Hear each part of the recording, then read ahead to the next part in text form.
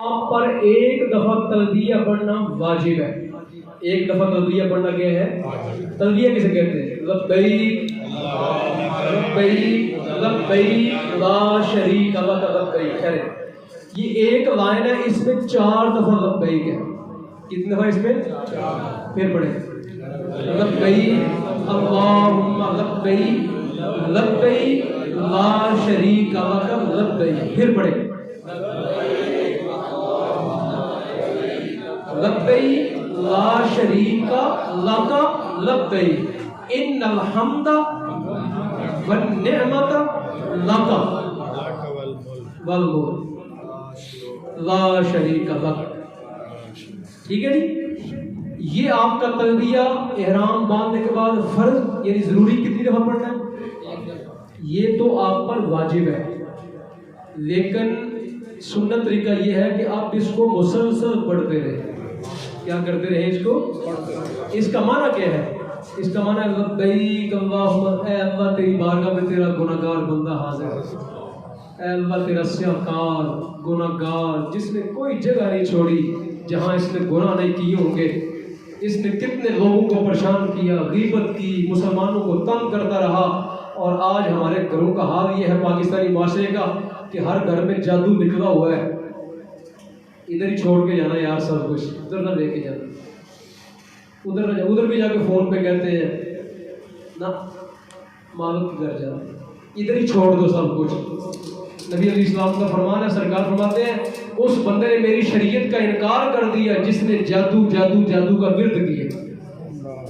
ہمارے معاشرے میں خواتین بیٹھی ہیں, سارا ہم سب لوگوں کو اپنے معاملات جانتے ہیں, ہر گھر کے اندر جادو نکلا ہے. اور یوں کہو لبیک اللہم لبیک, اے مالک جادو اگر کو ڈالتا بھی ہے تو تیرے حکم کے بغیر تو اثر نہیں نہ کرتا.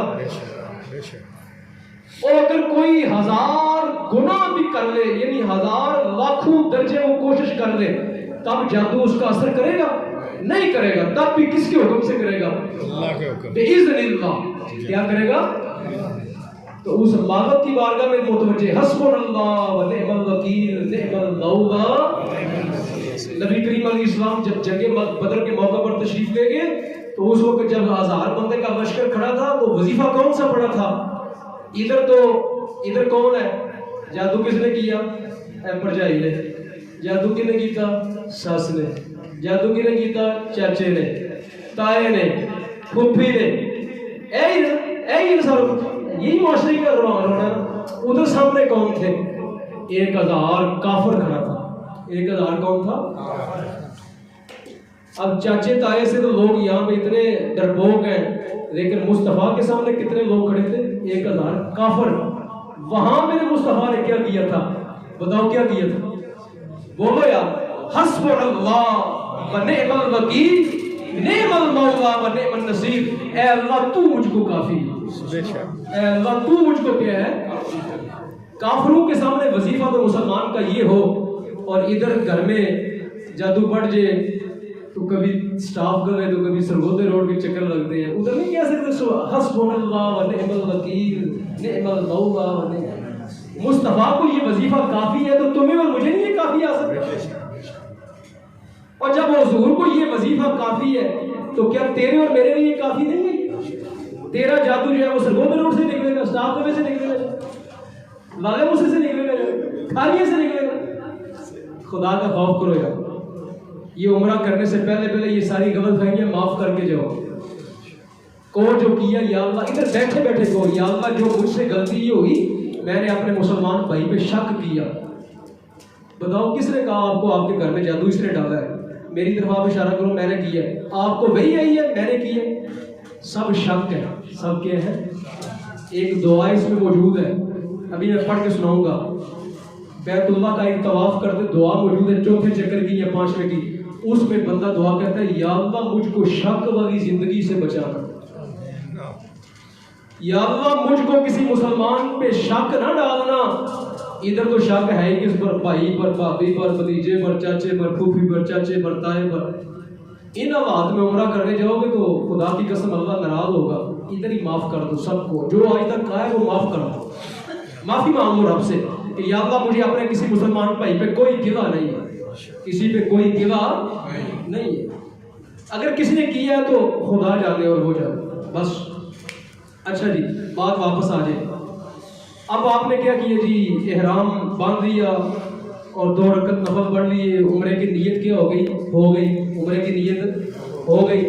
عمرے کی نیت کرنے کے بعد کیا کرنا ہے؟ آپ نے تلبیہ پڑھنا ہے. 1 دفعہ پڑھنا واجب ہے اور جہاد میں بیٹھ کے بیت اللہ شریف تک جاتے جاتے ہزاروں دفعہ پڑھ دیں. کیا کر دیں؟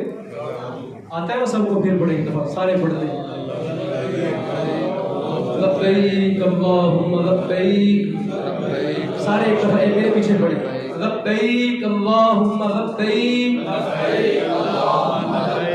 لبیک لا شریک لک لبیک ان الحمد والنعمت لک والملک لا شریک لک. آپ کا تلبیہ مکمل ہو گئی. خواتین کے لیے مسئلہ یہ ہے کہ خواتین کی آواز کسی غیر محرم تک نہیں آنی چاہیے. خواتین تلبیہ پڑھیں لیکن ان کی آواز اپنے تک ہے, ان کی آواز کسی غیر محرم تک نہیں آنی چاہیے. ایک مسئلہ ہو یہ ہو گیا کہ آپ کا احرام باندھ لیا, تلبیہ پڑھ لیا, آپ احرام کی حالت میں آ گئے. اب کون سی چیزیں ہیں جو منع ہیں؟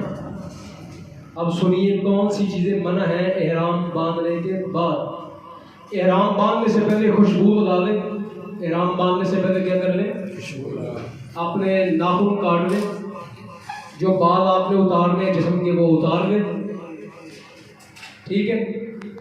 اب جب آپ نے احرام باندھ لیا تو یہ ساری چیزیں منع.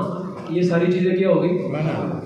اگر آپ نے سلے کپڑے پہن لیے آپ پر ایک بکرا دم دینا لازم ہوگا.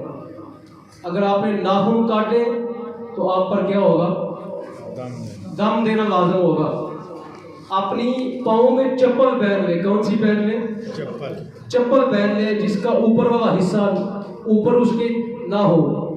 اوپر سپنج کہتے ہیں وہ پہن لے. وہ ابھی جوتی پہننی جس کا اوپر کیا ہو چھت ہو, اوپر جو اس کے ہے, ٹھیک ہے, وہ نہیں پہن لے. سپنج خرید لے اپنی, وہ پہن لے.